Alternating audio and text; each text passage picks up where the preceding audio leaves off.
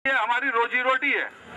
हमें किसी से गुरेज नहीं, चाहे वो भारतीय जनता पार्टी के हो, चाहे बसपा के हो, चाहे सपा के हो, चाहे कांग्रेस के, जो भी किसानों के साथ जुड़ता है हम उनका स्वागत करते हैं। लेकिन एक बात यह है कि हम एक महीने से लगातार ये बात को उठा रहे हैं, इनके कानों में जू नहीं रह रही है। और आज जब किसान 500 रुपए 600 रुपए जो है इतनी मेहनत करके धान, जिस पे खर्च जो है बहुत ज्यादा आ गया है, मार्केट में वो बाजार में उसको 500-600 रुपए धान बिक रहा है, ऐसे में हम क्या करें, हमें क्या रणनीति अपनानी चाहिए, ये भी साथ साथ हमारे किसान भाई जो है सुझाव दें। क्या हमें कल से धरने में गांव वाइज जो है हमें यहाँ पे धरने में प्रकाश तिवारी जी ने आपको नैतिक में इसी क्रम को आगे बढ़ाते हुए जब ऐसे नहीं माने हरबंस सिंह जी को आमंत्रण करूँगा कि आप आए और अपनी बात कहें। हरबंस सिंह जी, क्या चल रही है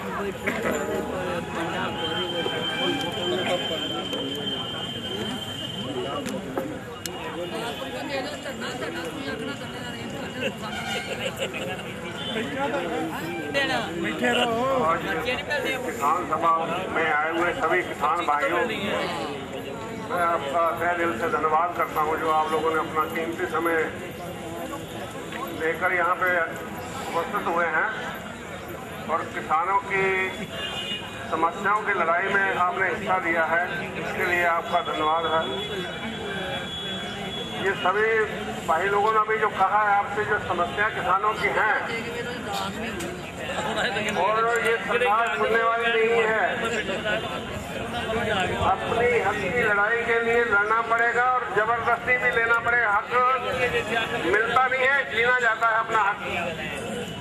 ये सरकार ऐसी है, ऐसे देने वाली नहीं है। इसके लिए तो आज इनको चेतावनी दे दो, आगे हमें भविष्य में क्या करना है। एक हफ्ते के अंदर अंदर यहाँ चाहे धरना प्रदर्शन देना पड़े, अमर अनशन पे बैठना पड़े, हम लोग बैठेंगे और अपनी मांगे मनवा के रहेंगे।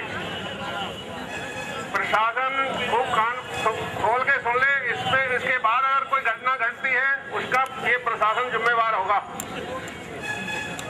ज्ञापन एसडीएम महोदय के माध्यम से मुख्यमंत्री महोदय को पहुंचाया गया है, 1 महीना हो गया लगभग, उसमें कोई सुनवाई नहीं हुई।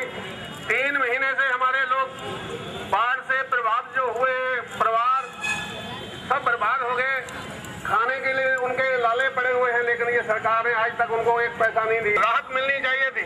3 महीने बीतने के बाद अभी तक राहत का कोई नाम है ही नहीं और ना ये देंगे, मुझे उम्मीद है। और इनका राज क्या है, तो पैसा ना काफी है, वो पर्याप्त नहीं है। 500 करोड़ रुपया कम है यहाँ उत्तराखंड के लिए। मेरे समझ में तो जो लोग प्रभावित हुए उनको बांटा जाए तो बहुत अच्छी बात है। ये प्रशासन बिल्कुल शासन कोई प्रशासन को पता चलेगा हाँ इनको आवश्यकता है किसी, और अभी तक बेचारे भूखे लोग मर रहे हैं, इधर उधर से लोग उनको चंदा करके खाने के लिए दे रहे हैं, लेकिन प्रशासन 1 पैसा नहीं। आते हैं आश्वासन देके चले जाते हैं, झूठे आश्वासनों से। ये सरकार झूठे आश्वासनों से आई और एक भी आश्वासन किसी का पूरा ऐसा नहीं किया, एक भी। 3 साल से ऊपर होने जा रहे हैं, किसी का कोई काम हुआ किसान का, कोई बतावे हाथ खड़ा करके। तो गांव वाइज हम लिस्ट बना देते हैं, कल से धरने में जो है गांव वाइज लोग यहाँ पे बैठेंगे।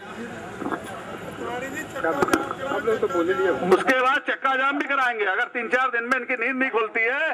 जैसे हमने 94, 95 सन में 3 दिन 3 रात चक्का जाम कराया था, आपको याद है 94-95 में जो है, तो 3 दिन 3 रात चक्का जाम कराया था। वैसे हम यहाँ हफ्ते भर चक्का जाम करवा देंगे निश्चित रूप से, अगर सरकार नहीं चाहती तो।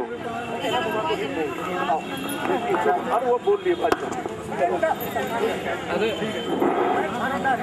इस प्रांगण में उपस्थित सभी किसान भाइयों को हमारी तरफ से नमस्कार। हम यही कहेंगे कि आने वाला 2012 में इस सरकार को उखाड़ फेंकना है।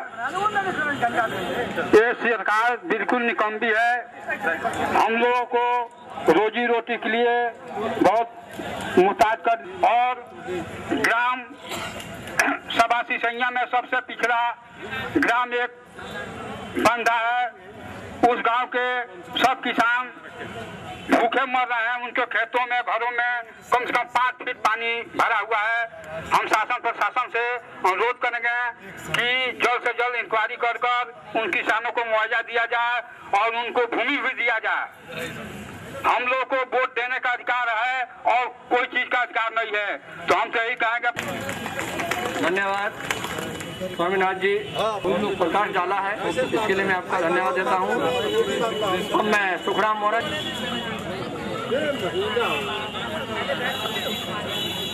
आज की सभा में आए हुए किसान भाई, माता बहनें, आज दुख के बाद के जो किसान आज कार्य खेतों में करना चाहिए, आज वहाँ तहसील प्रांगण में बैठा हुआ है। किसान भाइयों, हिंदुस्तान के अंदर अगर सबसे ईमानदार कोई व्यक्ति है तो वो सिर्फ किसान है, क्योंकि किसान खेती कर रहा है।